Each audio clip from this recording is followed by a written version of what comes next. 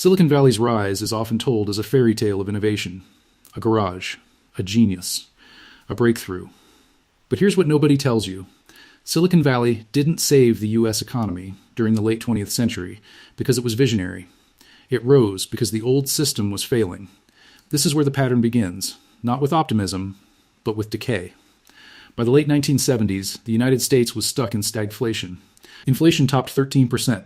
Manufacturing jobs vanished by the millions. Oil shocks exposed dependence. Productivity stalled. Confidence cracked. For anyone today watching automation, debt, and market volatility reshape work, the echoes are unmistakable. The question hanging in the air back then, and still unresolved now, was simple. What replaces an economic engine once it stops working? The crisis of the 1970s and early 1980s wasn't just economic. It was psychological. The post-war industrial model that had defined American prosperity began to collapse under its own weight. Heavy manufacturing moved overseas. Steel towns hollowed out. Corporate giants that once symbolized stability turned rigid and slow. At first, it looked like a temporary downturn. Then the bill arrived. Productivity growth lagged for nearly a decade. Wages stagnated. Trust in institutions eroded. Everyone thought the system would recover on its own. It didn't. Here's the mechanism most people miss. Decline created permission. When the old model stopped delivering, risk stopped being taboo. Capital searched for alternatives. Talent looked elsewhere. Government defense spending, originally designed for Cold War security, had already seeded research labs in California decades earlier. Universities, engineers, and military contracts quietly intersected.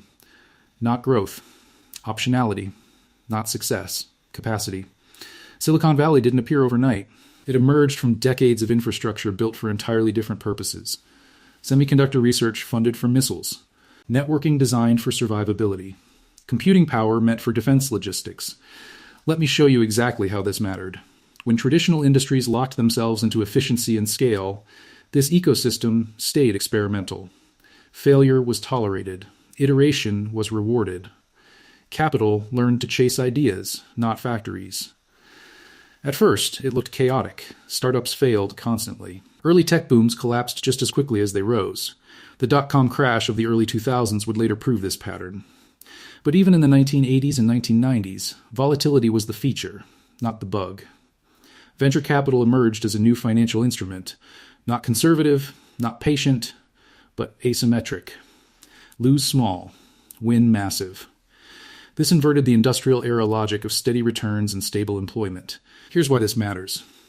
The U.S. economy didn't just adopt new technologies.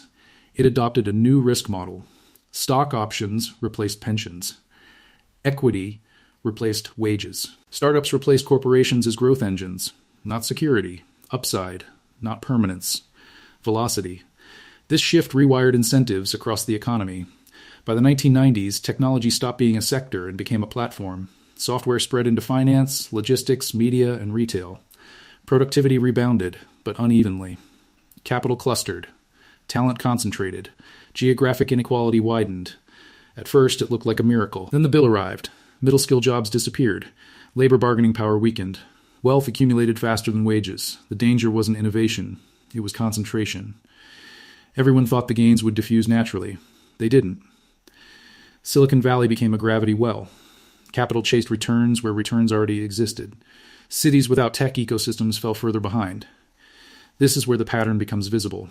New engines don't replace old ones evenly. They overwrite them selectively. By the early 2000s, the transformation was undeniable. Technology firms dominated market capitalization. Productivity gains returned at the macro level. The U.S. economy appeared revitalized. But beneath the surface, a new dependency formed. Growth relied increasingly on intangible assets, network effects, and financial markets.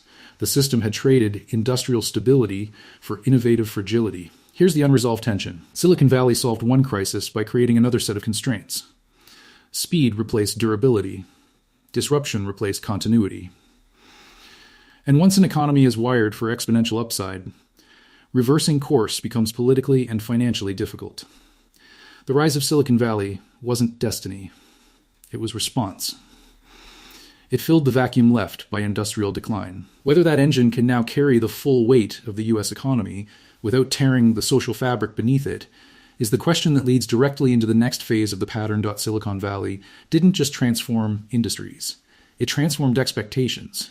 Here's what nobody tells you. Once an economy is rewired around innovation, it becomes intolerant of stagnation.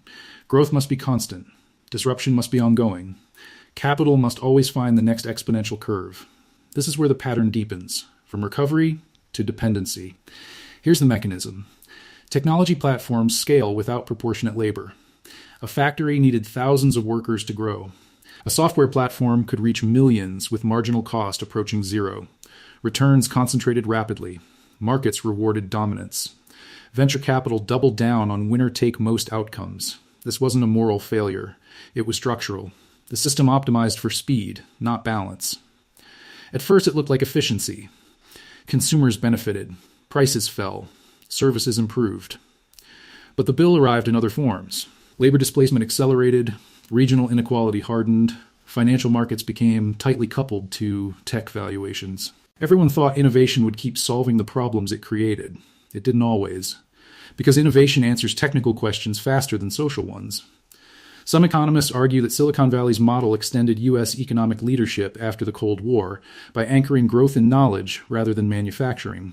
Others suggest it also financialized the economy, tying prosperity to asset appreciation instead of wage growth. One scenario indicates that this shift made the U.S. more adaptive. Another suggests it made it more volatile. History doesn't resolve this debate. It reveals the trade-offs. Here's the trap. When innovation becomes the solution to every problem, structural reform gets postponed. Housing shortages are met with apps, education gaps with platforms, healthcare inefficiencies with software. Sometimes it works. Sometimes it masks deeper constraints. The danger wasn't what people saw. It was what they ignored. Institutions designed for the industrial era struggling to govern an innovation economy. If this pattern applies, the lesson of Silicon Valley isn't that disruption saves economies. It's that disruption buys time. It creates new growth while redistributing power. The cost is uneven adjustment.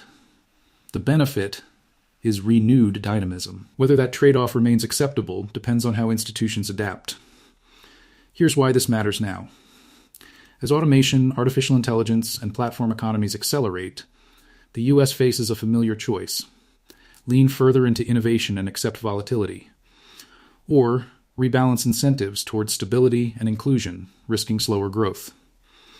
Silicon Valley shows what happens when crisis forces experimentation. It doesn't show how to stop once experimentation becomes identity. Silicon Valley transformed the U.S. economy by replacing a failing engine with a faster one. Not safer. Faster. Not equal. Scalable. The question history leaves open is whether an economy can remain innovative without becoming brittle, and whether the system built to escape one crisis is now quietly manufacturing the conditions for the next.